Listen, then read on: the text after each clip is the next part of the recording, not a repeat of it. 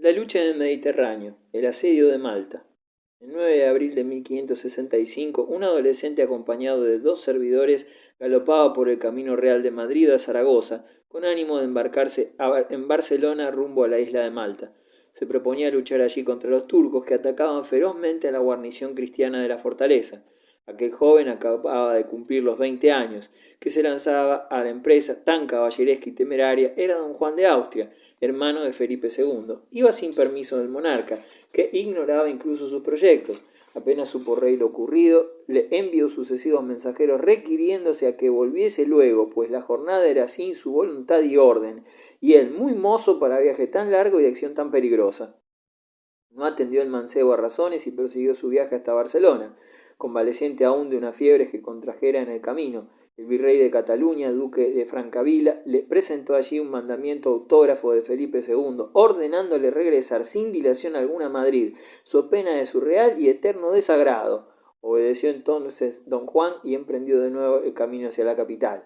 La espontánea e ingenua escapatoria de don Juan de Austria provocó entusiasmo sin límites entre el pueblo y la juventud noble, que acudieron a porfía a alistarse en la lucha contra el turco. Algunos miembros de la nobleza incluso reclutaron gente por su cuenta y aportaron armas y pertrechos a sus expensas, mientras don Juan sentía cierto temor de la primera entrevista con su hermano el rey, que prometía ser borrascosa, debido al carácter de Felipe. Cuando llegó el temido momento, la encantadora reina Isabel de Valois supo intervenir a tiempo y encaminar el diálogo por caminos risueños, interpelando irónicamente al frustrado paladín. ¿Y bien, don Juan? ¿Os han parecido muy valientes los turcos de Malta? Ah, señora, replicó ruborizándose el joven, con harto sentimiento mío, no he tenido ocasión de experimentarlo. La leyenda dice que entonces sonrió Felipe II, abrazó a su hermano y le prometió el mando de la armada contra los piratas del Mediterráneo. Y fue aquella una espléndida experiencia para don Juan, ya que durante todo el año 1568, al frente de más de 30 galeras, navegó a lo largo de las costas africanas y españolas, adquiriendo valiosos conocimientos y pericia en asuntos navales y militares. Al año siguiente triunfaba sobre los moriscos en las Alpujarras, como hemos visto.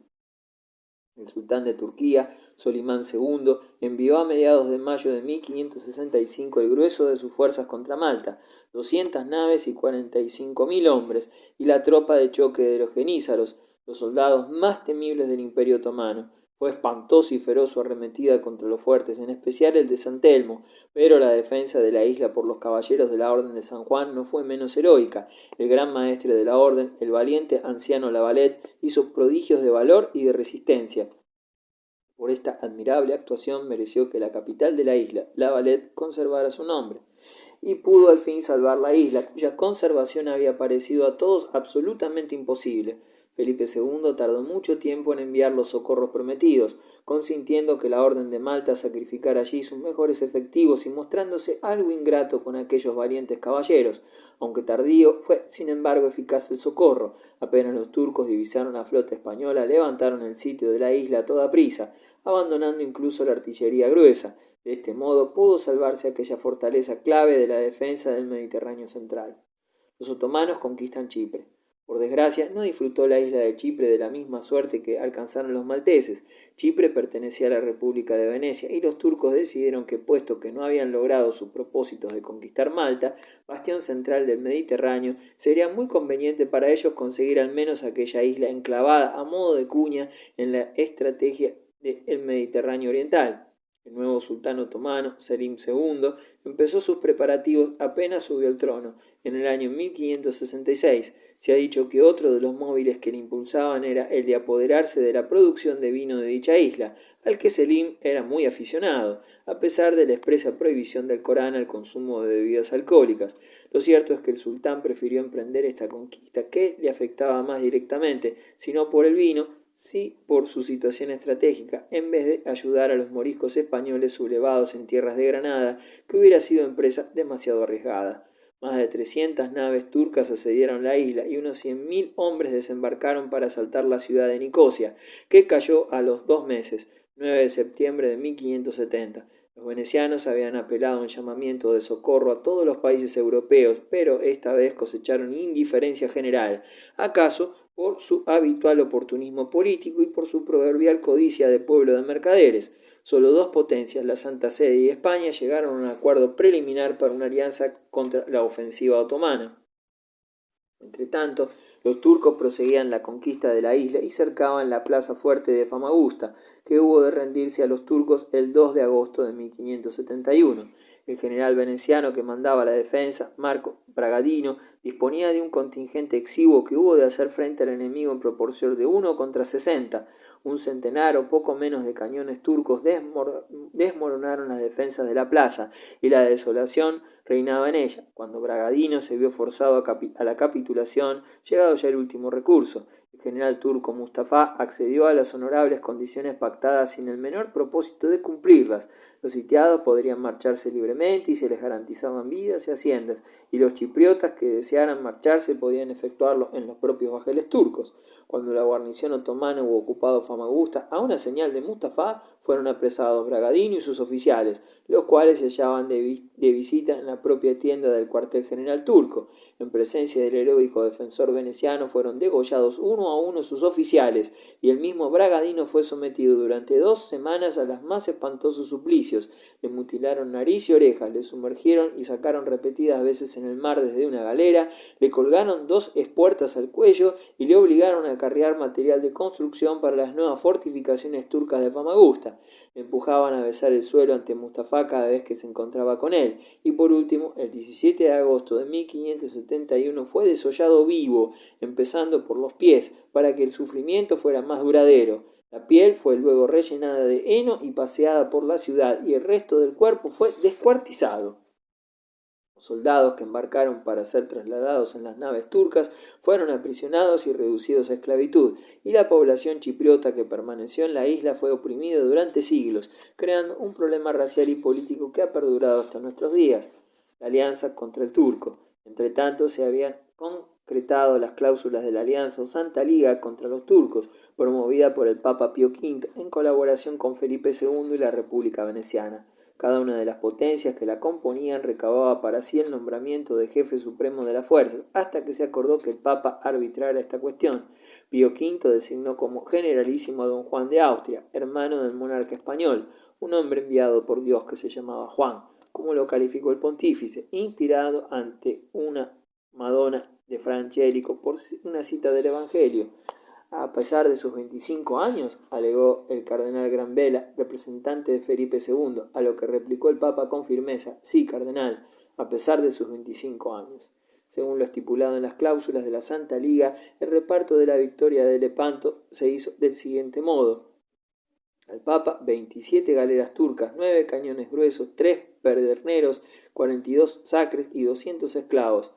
A Felipe II la galera sultana de Ali Bajá, con otras 81 naves otomanas, 68 cañones grandes, 12 pedreros, 168 sacres y 3.600 esclavos. A Venecia 54 galeras, 38 cañones, 6 pedreros, 84 sacres y 2.500 esclavos. A don Juan de Austria, en calidad de general en jefe, le correspondía la 10ª parte del botín recogido de los turcos, pero solo tomó 16 galeras, 720 esclavos y una por cada 10 piezas de artillería. A los 2 hijos de Ali Bajá, que también cayeron en su poder, mandó darles libertad sin rescate. Lo cierto es que los preparativos para aquella cruzada se hicieron con relativa rapidez, aunque no tanto que permitiera salvar la isla de Chipre. Por su parte, don Juan de Austria se embarcó a comienzos del verano de 1571 en el puerto de Barcelona, rumbo a Génova, ciudad a la que llegó el 26 de julio. Luego se hizo de nuevo a la mar y llegó a Nápoles el 9 de agosto. En esta ciudad el cardenal Granvela le entregó solemnemente el estandarte de la Liga. El mal estado del mar le impidió a Juan de Austria arribar con sus naves antes del 25 de agosto al puerto de Mesina, lugar designado para la concentración de todas las tropas navales. Durante aquellos días, hasta el 5 de septiembre, se dedicó a una intensa preparación de la flota, que comprendía 300 embarcaciones de todas clases, con 80.000 hombres de armas. Con el mando supremo de don Juan se hallaba la Armada Española, dirigida por don Álvaro de Bazán, marqués de Santa Cruz, y el genovés Andrea Doria. La división pontificia estaba al mando de Marco Antonio Colonna y la veneciana al de Sebastián Beñero. Deben mencionarse también contingentes genoveses de Saboya y otros principados italianos. Hubo necesidad de imponer orden y disciplina en aquella numerosa escuadra, a la cual los venecianos, acaso los más directamente afectados, eran también los más remisos y mal aparejados. En la carta de don Juan de Austria a García de Toledo, conservada luego en el archivo de la Casa Señorial de Villafranca, se expresaba así: quiero añadir al mal recado en que vienen venecianos otro peor, que es en no traer ningún género de orden, antes cada galera tira por donde le parece. Vea vuestra merced qué gentil cosa para su solicitud en que combatamos. Además tenían cierta ojeriza a los españoles y promovieron pendencias contra ellos que estuvieron a punto de hacer fracasar la empresa, lo que supo evitar don Juan de Austria con excesiva prudencia. El mal estado del mar y los temporales tuvieron a la flota de Mesina hasta el 16 de septiembre, fecha en que zarparon rumbo a Corfú, Humeniza e isla de Cefalonia, a donde llegaron el 5 de octubre. La batalla de Lepanto. Al amanecer del 7 de octubre de 1571, la flota cristiana fondeaba a la entrada del Golfo de Lepanto, de un lado del cabo Scropa, que en aquella misma jornada recibiría el expresivo nombre de Cabo Sangriento. Al otro lado del promontorio se hallaba la flota otomana, mandada por Ali Bajá, general en jefe de los turcos. Ambos comandantes ignoraban aún cuán cerca se hallaban el uno del otro, desconociendo además el número exacto de naves que poseía su adversario, debido a los falsos informes proporcionados por sus respectivos espías y exploradores, de modo que cada cual se hallaba persuadido de su propia superioridad numérica y en efectivos frente al enemigo, como si dos adversarios que se acechan se hallaran uno ante otro de repente al doblar la misma esquina. Hubo un momento de vacilación entre los generales aliados entre la aparición de los turcos y ver que su flota era casi una mitad más numerosa de la que se suponía.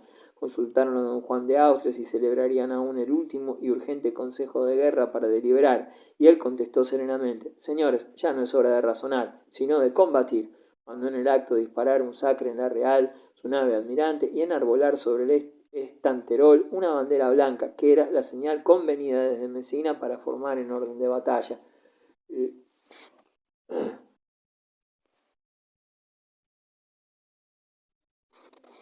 Iban en vanguardia 6 poderosas galeazas, acaso las mayores de su tiempo, que montaban 20 cañones y rompían con facilidad cualquier línea de resistencia que se les pusiera por delante. En el ala izquierda navegaban 60 galeras a cargo de Veneciano Barbarigo.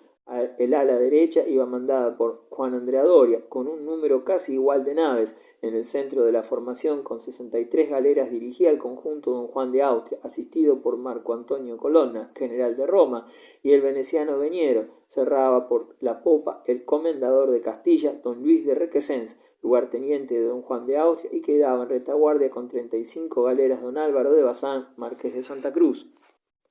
La armada turca, más numerosa que la cristiana, también aparecía dividida en 3 cuerpos: el de la derecha con 55 galeras, mandada por Mohamed Siroco, virrey de Egipto; el ala izquierda por el argelino Uluch Ali, con 93, y el almirante otomano Ali Bajá en el centro con 96 galeras, con su correspondiente cuerpo de socorro y retaguardia.